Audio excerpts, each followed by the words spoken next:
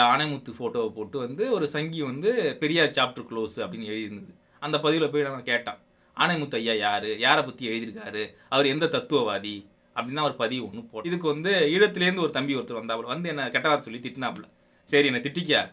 அவர் யாருங்க? அவர் எந்த கொள்கையை பேசியிருக்காருங்க? யாருக்கு எழுதியிருக்காருங்க அவரு? அவரு எந்த இயக்கத்த இருந்திருக்காரு? அவர் இயக்கத்தின் பேர் என்ன? அந்த இயக்கத்தோட பேர்ல பெரியார் இருக்குல்ல. அதனால தான் நான் கேட்டேன் மெனக்கெட்டு பார்த்துக்கங்க.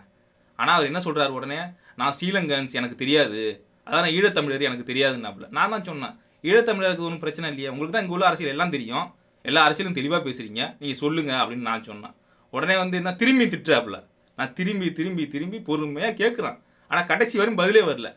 இந்த கதை நான் எதுக்கு தெரியுமா சொல்றான்? அதாவது ஈழத்துல உள்ள சீமான் ஆதரவாளர்கள் யாருன்னு தெரிஞ்சுங்க. அவங்க அறிவு எவ்வளவு இருக்குன்னு தெரிஞ்சுங்க. இங்க உள்ள அரசியலை பத்தி ஒரு எழவும் தெரியாது. ஈழத்துல இருந்துகிட்டு சீமான் சீமான் அவரு பேசுறாருல பிரபாகரன் பேரு போட்டார்ல முடிஞ்சிருச்சு.